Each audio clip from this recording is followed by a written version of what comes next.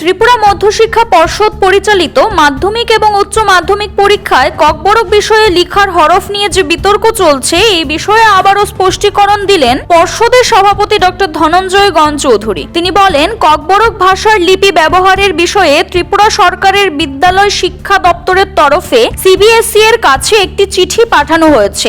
এই চিঠির উত্তর এখনো আসেনি, তাই যতক্ষণ না পর্যন্ত সিবিএসই এর কাছ থেকে সিদ্ধান্ত না আসে ততক্ষণ পর্যন্ত ত্রিপুরা মধ্যশিক্ষা পর্ষদ কোনো সিদ্ধান্ত নিতে পারবে না। তার এই বক্তব্য কিছু কিছু সংবাদ মাধ্যমে প্রকাশিত হওয়ার পর বিভ্রান্তির সৃষ্টি হয়েছে। মানুষের মধ্য থেকে এই বিভ্রান্তি দূর করার জন্য তিনি এই প্রতিক্রিয়া ব্যক্ত করেন। গতকাল কিছু প্রেস মিডিয়াতে আমার কিছু বক্তব্য প্রকাশিত হয়েছে।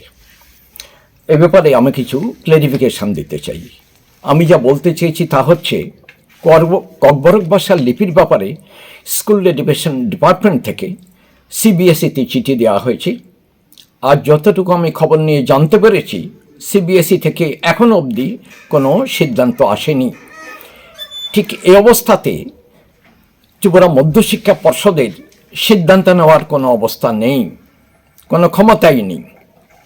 কাজেই যতক্ষণ না পর্যন্ত সিবিএসই থেকে কোনো সিদ্ধান্ত না আসে ততক্ষণ পর্যন্ত ত্রিপুরা মধ্যশিক্ষা পর্ষদে প্রথম থেকে যে ব্যবস্থা চালু আছে সেটাই চালু থাকবে।